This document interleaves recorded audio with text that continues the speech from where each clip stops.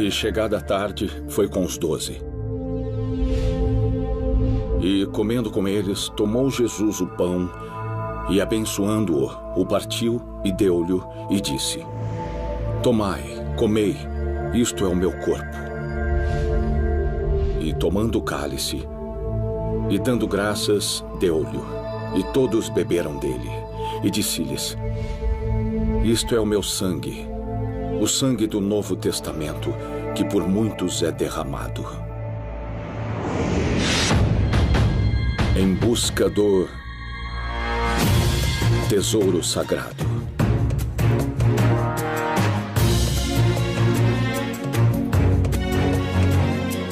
Religião, ciência, tradição, teologia,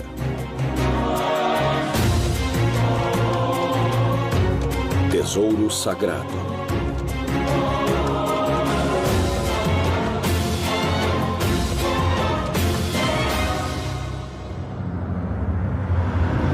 Em busca do tesouro sagrado.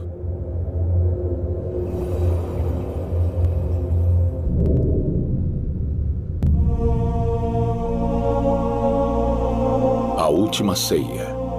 Um dos maiores momentos nos evangelhos.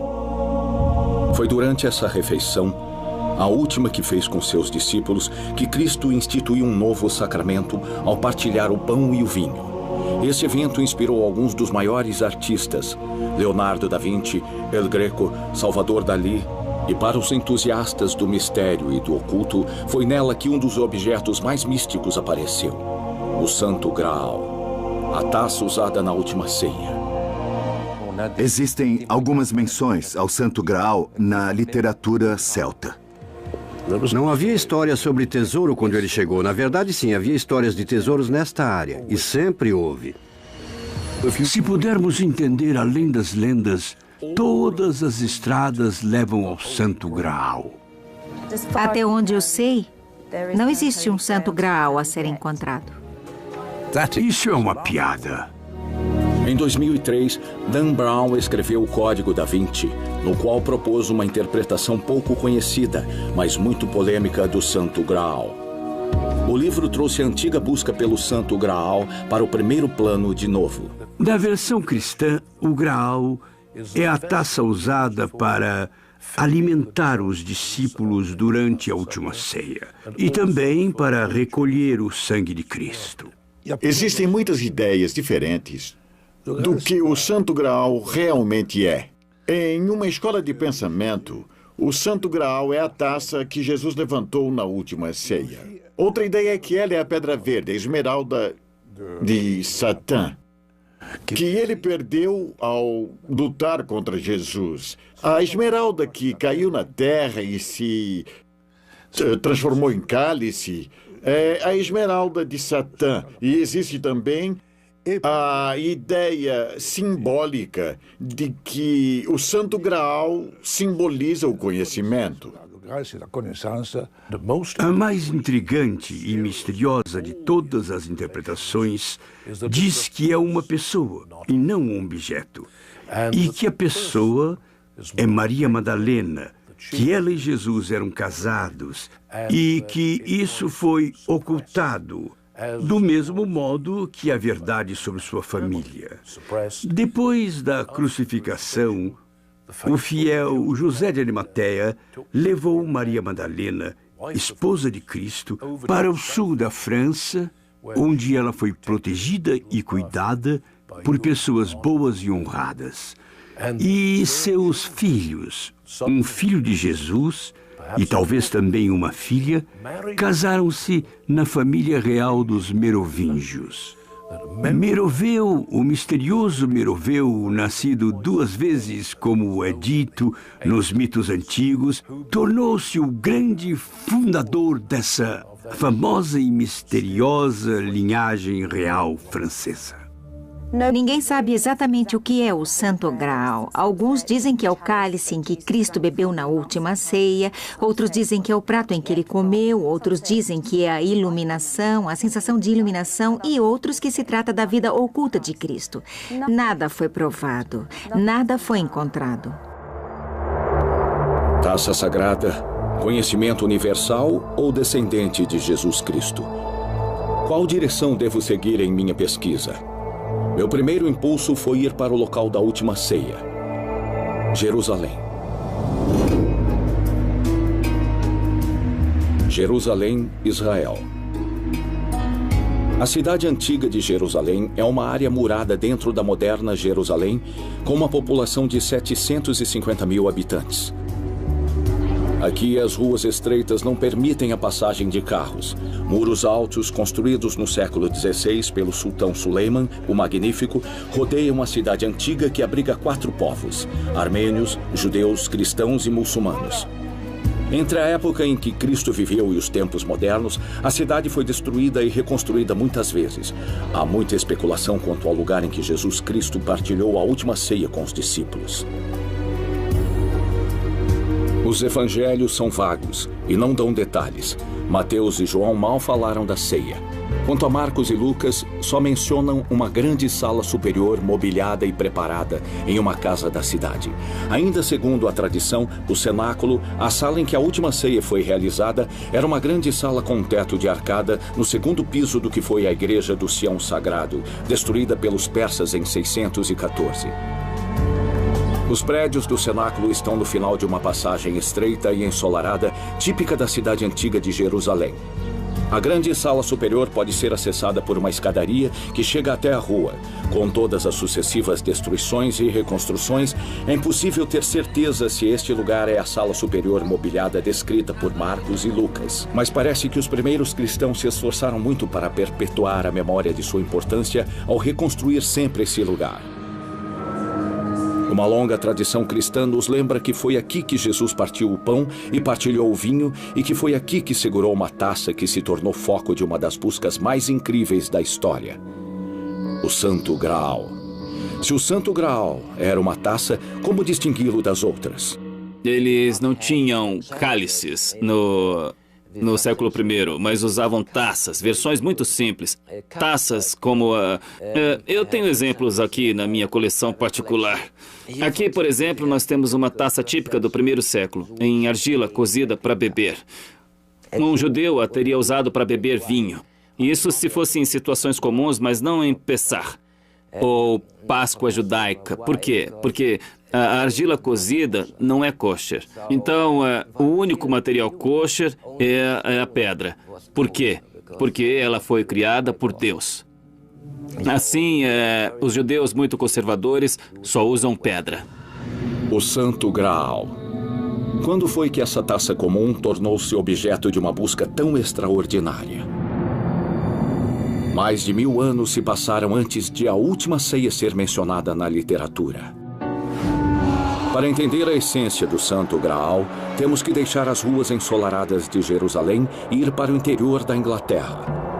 Temos que deixar o rei dos judeus de lado por um momento e nos focar em outro rei, Sir Pendragon, Arthur Pendragon, mais conhecido como o lendário Rei Arthur. Inglaterra. O grande Rei Arthur é uma das lendas britânicas mais antigas e mais persistentes. Há controvérsia sobre ele ser uma figura histórica ou ser apenas um mito. Isso o coloca na mesma categoria que o famoso, generoso e caridoso Robin Hood, que viveu muitos anos depois. E o rei Arthur supostamente era o líder de um grupo de cavaleiros, Sir Galahad, Sir Gawain e todos os outros, Sir Percival, que corriam a resgatar jovens donzelas para salvá-las de dragões, ogros e outros monstros de todo tipo. Nós estamos lidando com um personagem que provavelmente tenha existido. mas que acabou sendo alvo de uma lenda extraordinária. Ele foi feito Kim da Grã-Bretanha, ele expulsou todos os anglo-saxões da ilha, ele até conquistou toda a França, que era chamada de Gália naquela época, chegando até Roma. Tudo isso foi inventado muito depois. Mas talvez houvesse um Arthur verdadeiro.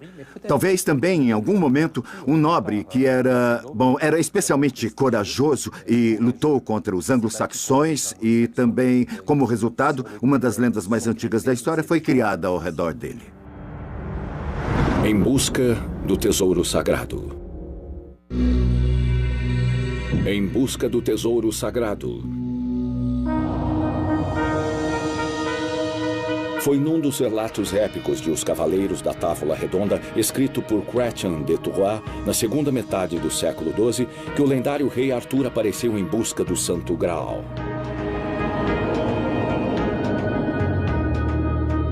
Segundo a história, quando Arthur era adolescente, ele conseguiu retirar uma espada de uma pedra e se transformou em rei da Grã-Bretanha. Depois de coroado, Arthur instruiu seus companheiros mais corajosos, os lendários Cavaleiros da Távola Redonda, a partir em busca do Santo Graal. Chrétien de Troyes escreveu a história do Graal. Ele disse que usou as histórias mais antigas. Isso deve ser verdade, porque existem relatos do Graal na literatura celta. Também é descrito como o caldeirão da abundância da mitologia celta, que foi descoberto depois de uma longa viagem e trazido para os mortais. Ele podia ser usado para imersão ou para renovar a vida ou curar feridas. E, como ele nunca se esvaziava, sempre fornecia comida. Mas Chrétien de Troyes foi um clérigo que viveu em uma época extremamente religiosa, quando o catolicismo era muito popular. Ele transformou o Graal em uma relíquia cristã. Arthur fez parte da busca pelo Santo Graal, mas depois da publicação do texto de Chrétien de Troyes, houve a percepção que os cavaleiros, especialmente Perceval e Gwen, também foram em busca do Santo Graal. Arthur assumiu um papel secundário, e foram os Cavaleiros da Távola Redonda, os cavaleiros de sua corte, que assumiram a busca pelo Santo Graal. Segundo a história, apenas Galahad, o mais puro dos cavaleiros, conseguiu chegar perto do Santo Graal. A aventura dos Cavaleiros da Távola Redonda terminou durante a Batalha de Canlan, um confronto sangrento no qual o rei Arthur foi gravemente ferido por seu filho ilegítimo, Mordred. Agonizando, o rei foi levado para a ilha de Avalon, onde morreu. Quanto ao Santo Graal, seu destino nunca foi conhecido, pois Chrétien de Troyes morreu antes de a história ser concluída, deixando o Graal perdido em uma névoa histórica e geográfica. Glastonbury, uma cidadezinha em Somerset, Inglaterra, foi uma parada obrigatória no caminho do rei Arthur. Dizem que ali ficava a ilha lendária de Avalon. Ainda mais, segundo a tradição celta, é em Glastonbury que o Santo Graal está escondido. A história diz que um dia depois da crucificação, José de Arimateia, que usou o Graal para recolher o sangue de Jesus, zarpou de Jerusalém, levando a preciosa relíquia. Ele a portou em Glastonbury, onde construiu uma pequena capela e enterrou o Santo Graal em algum ponto do lugar. Segundo a lenda celta, a mais famosa abadia da Grã-Bretanha foi construída sobre as ruínas da capela de José de Arimateia. Houve uma descoberta vários séculos atrás, na abadia de Glastonbury. E a inscrição ali, dentro de um caixão de carvalho, que estava a 4,5 metros de profundidade, o dobro da profundidade de um túmulo comum. Ela dizia: aqui repousam o rei Arthur e sua segunda esposa, Guinevere. Depois disso, os corpos foram removidos e enterrados em 1278 dentro da abadia. Hoje, 2 placas comemorativas são um lembrete dessa descoberta. Quanto ao Santo Graal, a curta distância das ruínas da abadia existe um poço chamado de Poço do Cálice.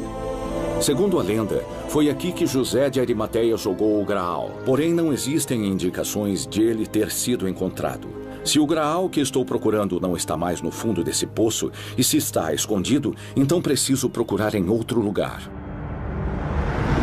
Em busca do tesouro sagrado. Em busca do tesouro sagrado. Para muitos, a busca pelo Santo Graal é uma aventura embriagante.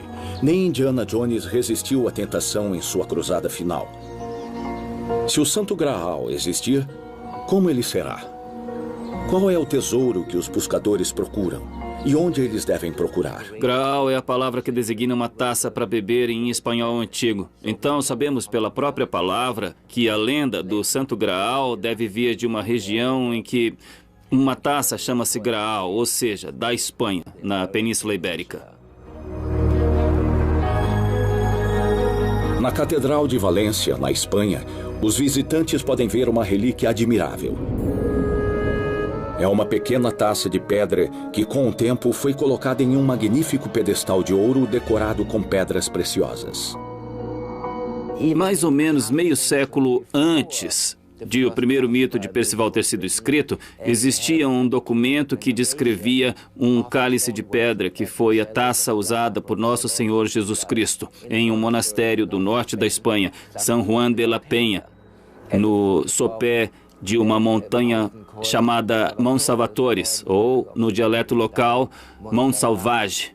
Porém, Mont Salvage é o nome do grande castelo em Percival. Sem dúvida nenhuma, se seguirmos as descrições de imagens, os detalhes topográficos e as descrições de como o grande castelo realmente era na narração, eles são idênticos ao monastério de San Juan de la Peña. Em 1339, o Graal foi levado de San Juan de la Peña, primeiro a Saragoça e depois a Barcelona e em seguida a Valência. E ele ainda hoje é venerado na Capela do Graal, na Capela do Santo Cálice, na Catedral de Valência, onde ele pode ser visto a qualquer momento em que for a Valência.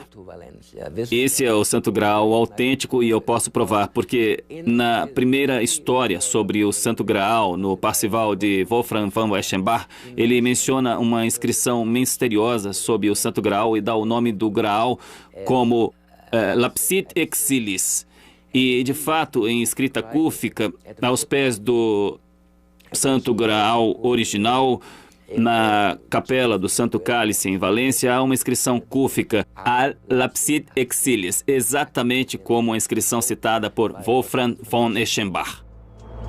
Embora a taça de Valência pareça datar da época de Jesus Cristo e se assemelhe à descrita na lenda de Arthur, será que poderia ser o verdadeiro Graal?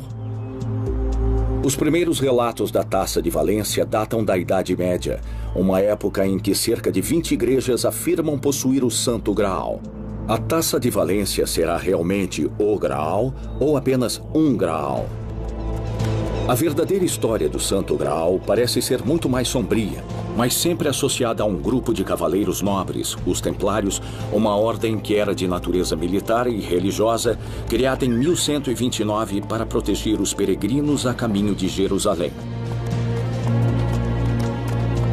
Sua sede foi construída sobre as ruínas do Templo de Salomão e os Templários encontraram muitos tesouros, inclusive o Santo Graal.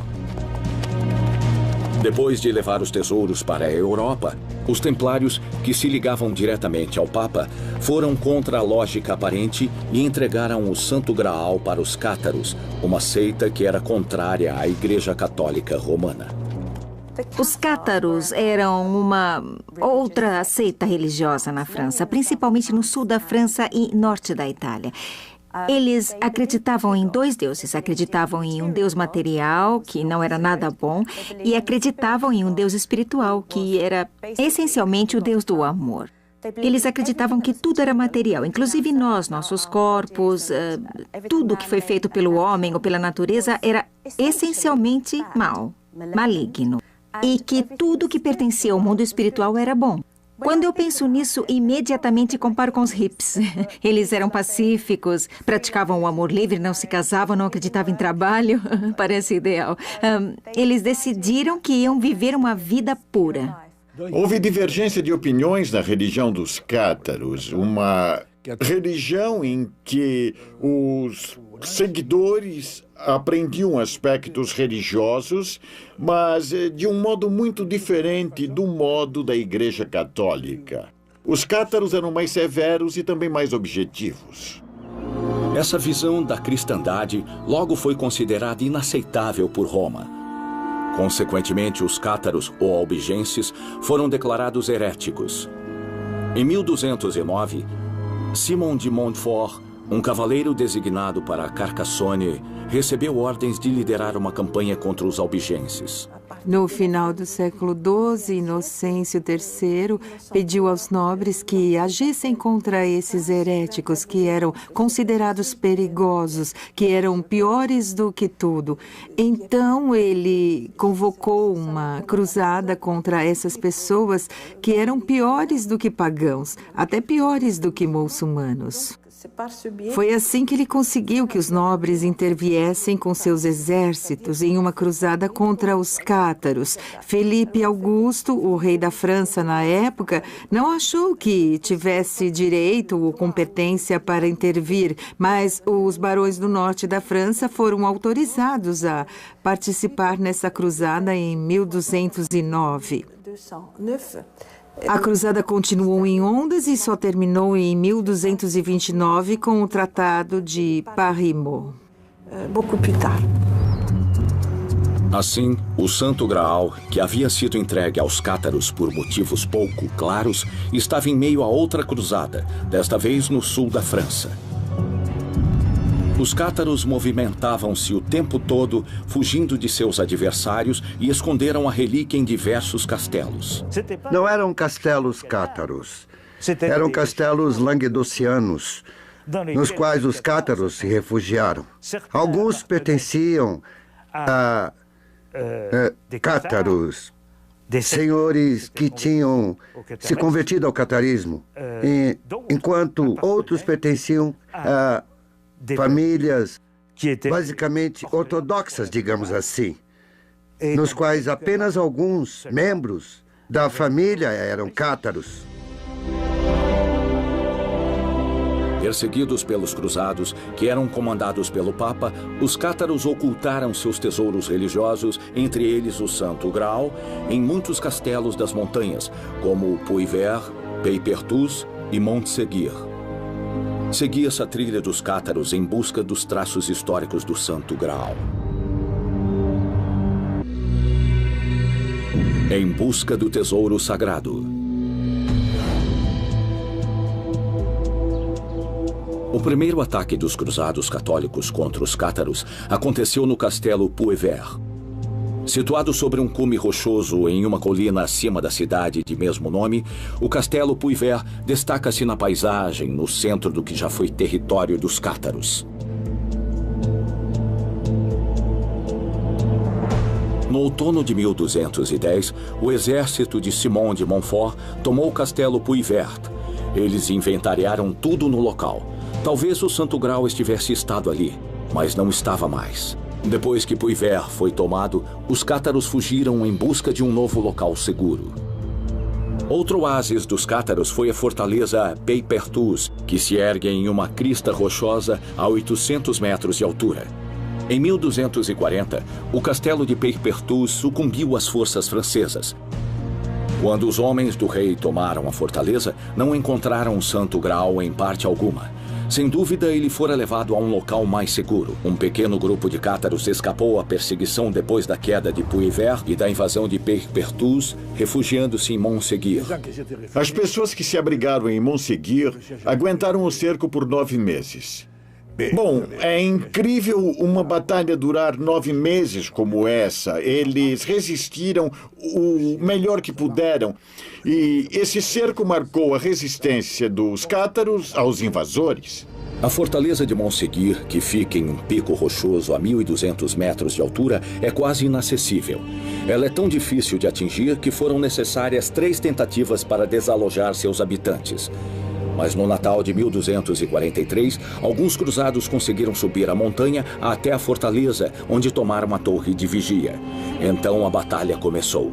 Os cátaros resistiram ainda por 3 meses, mas em 1º de março de 1244, Pierre Roger de Mirepoix, senhor de Montségur, foi finalmente forçado a negociar a rendição. Mais de 200 cátaros que se recusaram a renunciar à sua fé foram queimados em fogueiras. Nós podemos dizer com certeza que sabemos que os cátaros imaginavam bem que seriam presos.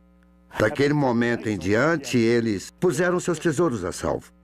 4 de seus guias de montanha mais corajosos transportaram consigo, e eu cito, os tesouros de sua fé. E existem alguns especialistas na história dos cátaros que sugerem que o que eles transportaram era o Graal. Alguns cátaros conseguiram fugir, escapando dos olhos atentos dos inimigos, e se esconderam numa caverna que ainda é visível das ruínas do castelo Montségur. Daí em diante, as pistas do Santo Graal desapareceram mais uma vez por 600 anos. Em um dia claro das ruínas de Montségur, pode-se ver as colinas rochosas com um castelo próximo. Alguns dizem que é ali que o segredo do Santo Graal é mantido. A aldeia se chama René-le-Château. Como posso resistir? A pequena aldeia medieval de René-le-Château fica no alto de um pico rochoso 5 quilômetros a sudeste da aldeia de Guisa. Ela é uma aldeia típica do Languedoc. A principal característica da aldeia é o castelo um pouco arruinado que já foi a fortaleza do senhor local, um membro da família Hautpoul. Foi o castelo, que data do século XIII, que deu o nome à aldeia medieval de René-le-Château. Na entrada da aldeia, um aviso da prefeitura diz aos visitantes que não são permitidas escavações no terreno da aldeia. Por mais de 50 anos, esta aldeia tem atraído caçadores de tesouros de todo o mundo por causa de um simples pároco, Bérenger Saunier. A história de René-le-Château começa no final do século XIX, quando um pároco, Bérenger Saunier, foi enviado a uma aldeia pobre com uma igreja caindo aos pedaços e começou a restaurá-la. Ele encontrou algo enquanto trabalhava e ninguém sabe de fato o que foi. A lenda diz que ele achou algum tipo de tesouro. Ele não era um caçador de tesouros, não houve nenhum tipo de tesouro, nada disso. Sim, havia histórias de tesouros nesta área, e sempre houve.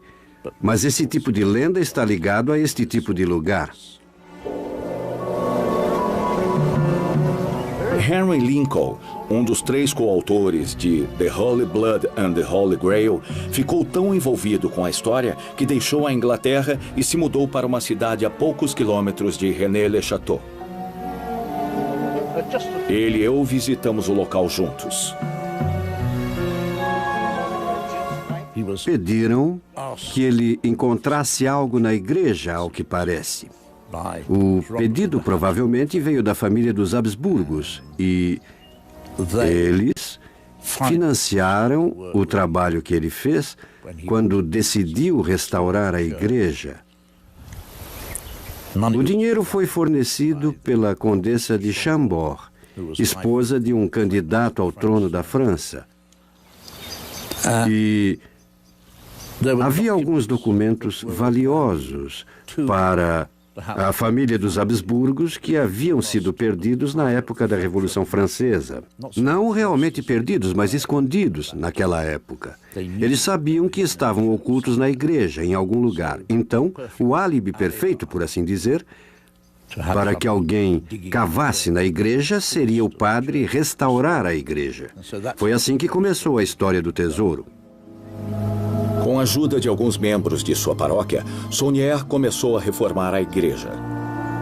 Em julho de 1887, ao mover a pedra do altar, os pedreiros acharam 2 colunas visigodas. A história, o boato de um tesouro começou imediatamente quando ele fez uma descoberta. Embaixo do altar havia um embrulho, uma coleção do que ele descreveu como medalhas de nobres sem valor.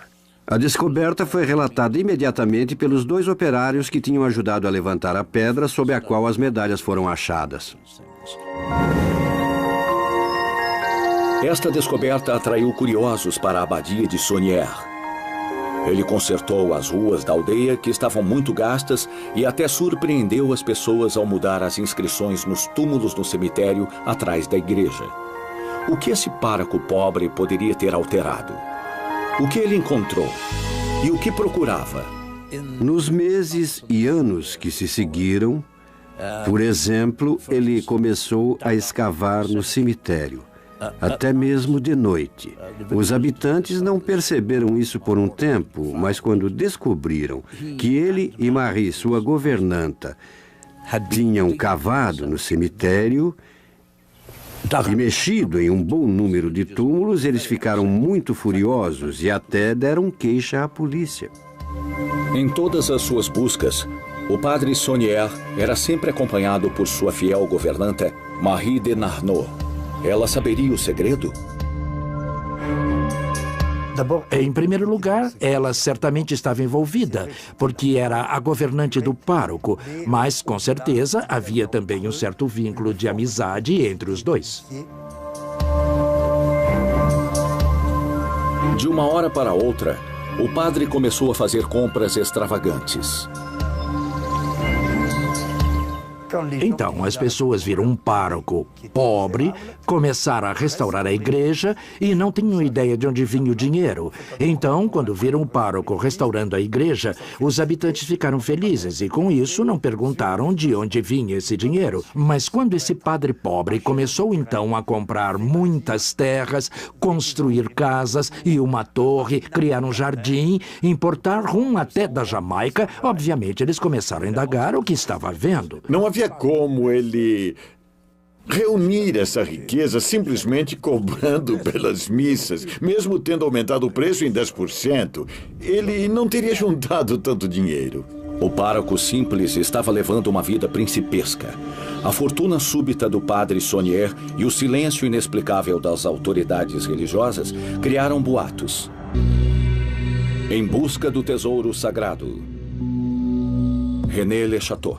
Diante do silêncio da igreja, muitos disseram que o padre Saunière não achara um tesouro, mas um segredo. Ou talvez um objeto precioso que usou para receber dinheiro das autoridades religiosas. Poderia ter sido o Santo Graal que havia desaparecido na região 600 anos antes? Dizem que ele encontrou 2 pergaminhos, um grande e outro pequeno. Tanto o pergaminho grande quanto o pequeno eram fraudes muito bem feitas.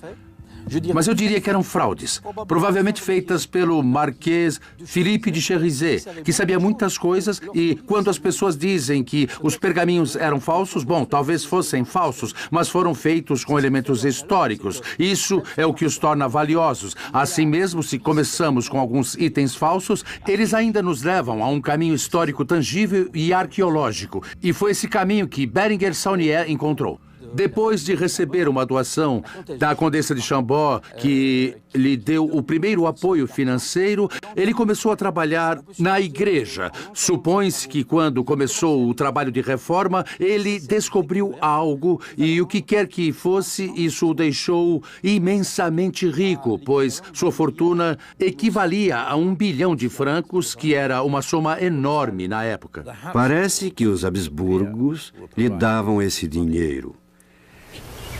Existem algumas provas porque ele tinha envelopes pré-endereçados, alguns deles com o endereço de um banco em Budapeste, que é onde os Habsburgos tinham seu capital.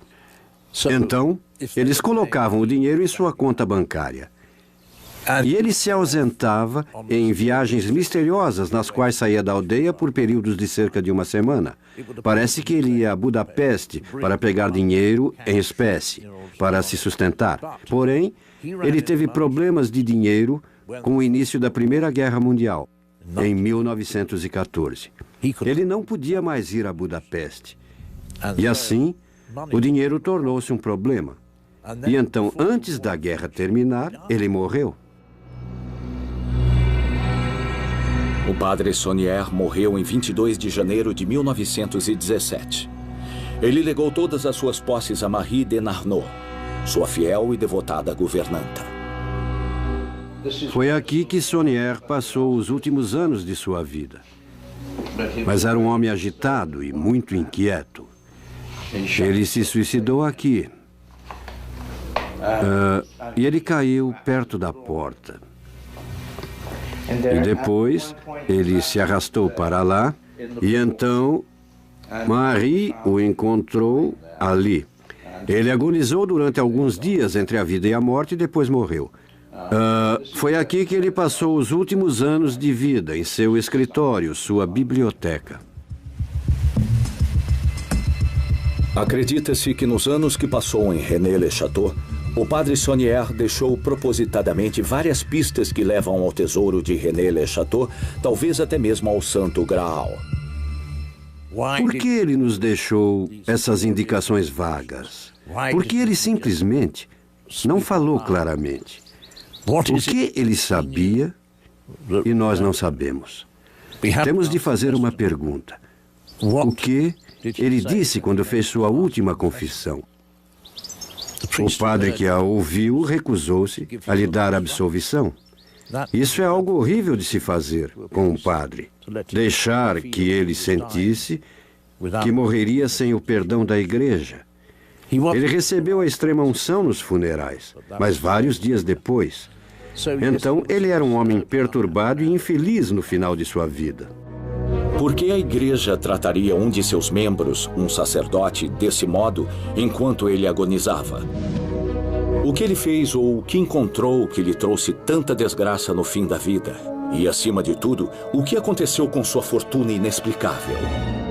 Marie não tinha acesso à fonte do dinheiro, pois não podia movimentar a conta bancária dele. Depois da morte de Bérenger Saunière, Marie Bernardot ficou pobre. Por quê? Porque ela herdou as propriedades, mas não herdou o dinheiro. E, embora ela alimentasse a lenda de que o padre Saunière havia encontrado um tesouro, ela dizia: os habitantes de René-le-Château estão andando em ouro e não sabem disso. O que o padre Saunière deixou poderia alimentar René-le-Château por gerações e ainda haveria sobras. Ela não podia pagar os impostos das propriedades. Ela não teve alternativa a não ser ir vendendo aos poucos cada um dos móveis simplesmente para sobreviver. Se Marie de Narnaud viveu na pobreza, isso significa que o famoso tesouro do padre Saunière está em René-le-Château? Isso é o que acreditam os caçadores de tesouros. Os primeiros chegaram na década de 50 procurando um baú de moedas de ouro. Eles não sabiam bem o que estavam procurando e escavaram ao acaso. Quando não acharam nada, começaram a indagar o que poderia ser esse tesouro. Surgiram muitas teorias, algumas com base na história. A primeira relacionava o tesouro a Blanche de Castella. Depois, pensou-se que fosse um tesouro dos Templários ou dos Cátaros. Alguns até mergulharam na história do Império Romano ou dos Visigodos, em busca de um tesouro perdido que pudesse estar em René-le-Château. Mas uma vez os caçadores de tesouros não encontraram nada. As teorias desapareceram e o esoterismo entrou em cena com Gerard de Sade nos anos 70. Começaram a surgir teorias não relacionadas a um tesouro enterrado, teorias cheias de misticismo. Houve histórias de documentos sigilosos, segredos da igreja e um túmulo, talvez de Maria Madalena. Houve até a especulação sobre o Santo Graal. Todas as pistas supostamente deixadas por Bérenger Saunière, códigos secretos cifrados na construção e decoração da igreja, impulsionaram novas pesquisas. Muitos acham que só é preciso decodificá-las. A ideia de que o padre Bérenger Saunière possa ter deixado pistas na igreja ou no terreno foi difundida por Gerard de Sade, que baseou sua afirmação na decoração da igreja, que é muito elaborada.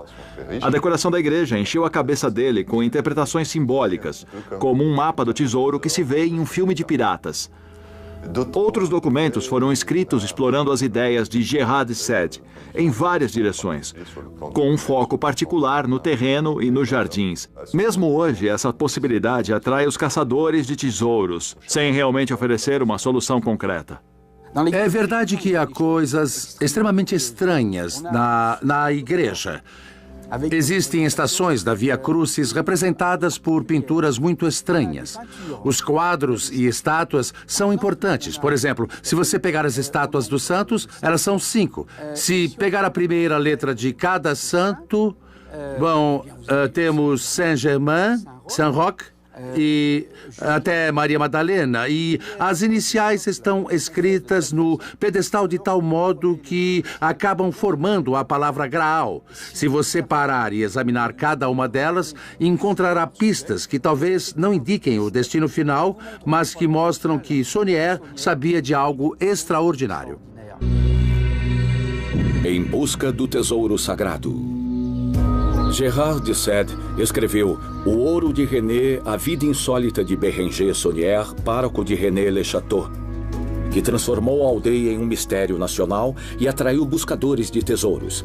13 anos depois, 3 autores ingleses escreveram O Sangue Santo e o Santo Graal. Este livro dizia que o segredo do padre Saunier estava ligado ao Santo Graal. Os autores afirmam que as palavras Santo Graal significam sangue real e indicavam uma linhagem que descendia de Jesus e Maria Madalena. Em 2003, o escritor americano Dan Brown escreveu o Código da Vinci, que ficou no alto da lista de best-sellers.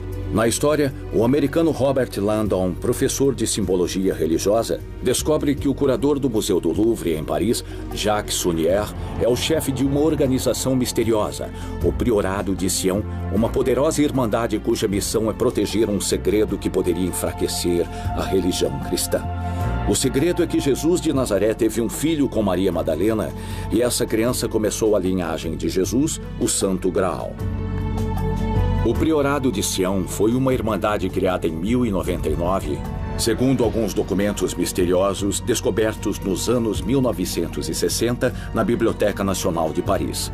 Esses documentos incluíam folhas datilografadas com referências históricas, manuscritos em código que se alegava serem cópias dos descobertos pelo padre Saunier em René-le-Château, junto com uma lista dos grandes mestres do Priorado de Sião desde sua fundação e que incluía nomes famosos como Nicolas Flamel, Nostradamus e Leonardo da Vinci. O último nome da lista era Pierre Plantard.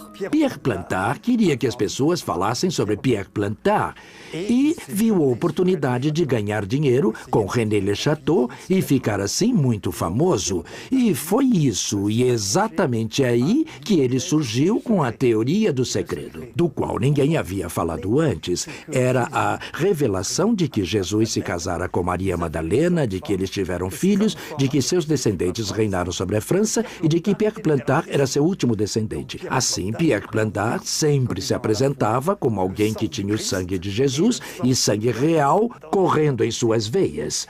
Para dar mais veracidade à sua ideia e apoiar seu direito ao trono da França, ele criou uma associação que chamou de Priorado de Sião. O objetivo da associação era incentivar a ajuda mútua entre os membros, e isso não era nenhum segredo.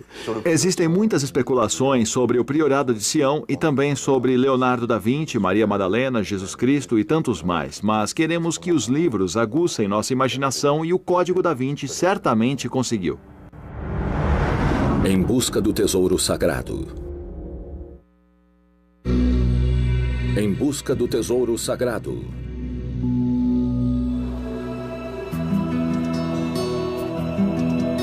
O Código da Vinci criou milhares de leitores interessados na teoria de uma linhagem descendente de Jesus. Isso resultou na produção de vários livros pseudo-históricos sobre o relacionamento entre Jesus Cristo e Maria Madalena. Houve um movimento para tornar Jesus mais humano. Jesus sempre foi considerado por uma religião, o cristianismo, como um Deus, um filho de Deus. Mas tinha também um lado humano nele, e esse foi um movimento para torná-lo mais humano. A teoria da linhagem de Jesus tem esse papel. Essa foi uma reflexão do pensamento moderno. Sob essa nova luz, o relacionamento entre Jesus Cristo e Maria Madalena só podia ter sido de natureza sexual. Um abraço só podia ter sido um abraço sexual, e o Evangelho de Filipe fala claramente de um abraço iniciático, no qual o conhecimento iniciático foi passado. E isso traz a ideia de uma sociedade secreta que protegia um segredo guardado zelosamente. Isso resume bem o que estamos vendo agora. É um modo novo de olhar para Maria Madalena em relação às necessidades da sociedade atual. É a emancipação de Maria Madalena em comparação à imagem dos anos 1960. Se o Santo Graal tivesse mesmo passado de um século para o outro, não o buscaríamos nas páginas do livro de Dan Brown. E se o Santo Graal é mesmo a representação simbólica do conhecimento universal, parece claro que esse conhecimento não será revelado em breve. Posso fazer uma piada. Para resumir essa história, posso dizer que a história é verdadeira. Só os fatos é que foram mudados.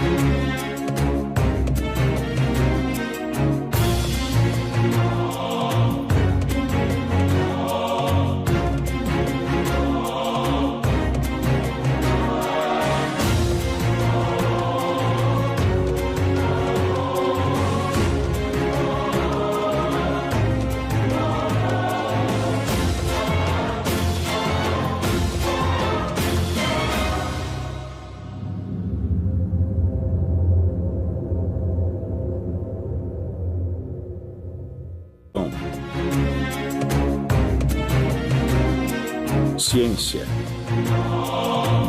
tradição, teologia,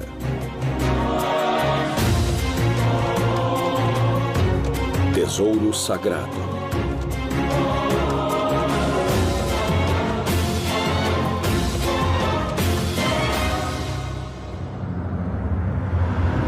Em busca do tesouro sagrado.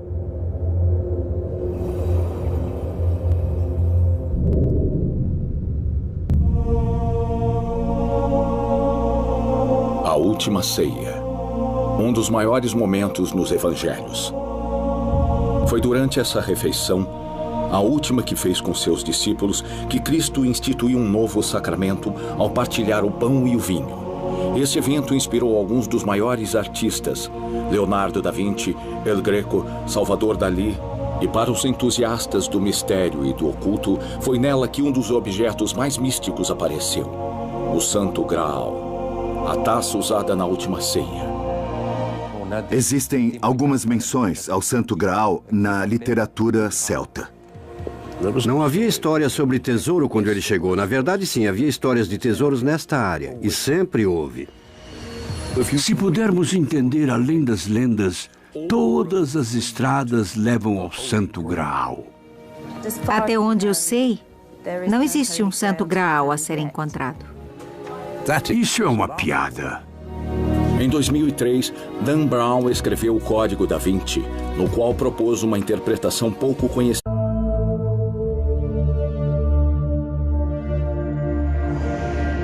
E chegada a tarde, foi com os 12. E, comendo com eles, tomou Jesus o pão e, abençoando-o, o partiu e deu-lhe e disse: Tomai, comei, isto é o meu corpo. E, tomando o cálice, e dando graças, deu-lhe, e todos beberam dele. E disse-lhes: Isto é o meu sangue, o sangue do Novo Testamento, que por muitos é derramado. Em busca do tesouro sagrado.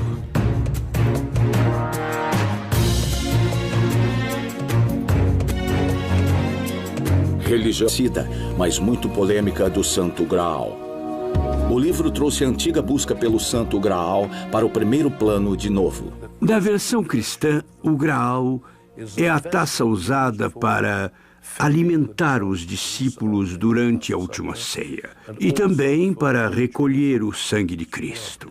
Existem muitas ideias diferentes do que o Santo Graal realmente é. Em uma escola de pensamento, o Santo Graal é a taça que Jesus levantou na última ceia. Outra ideia é que ela é a pedra verde, a esmeralda de Satã, que ele perdeu ao lutar contra Jesus. A esmeralda que caiu na terra e se transformou em cálice é a esmeralda de Satã. E existe também a ideia simbólica de que o Santo Graal simboliza o conhecimento. A mais intrigante e misteriosa de todas as interpretações diz que é uma pessoa e não um objeto, e que a pessoa é Maria Madalena, que ela e Jesus eram casados e que isso foi ocultado do mesmo modo que a verdade sobre sua família. Depois da crucificação, o fiel José de Arimateia levou Maria Madalena, esposa de Cristo, para o sul da França, onde ela foi protegida e cuidada por pessoas boas e honradas. E seus filhos, um filho de Jesus e talvez também uma filha, casaram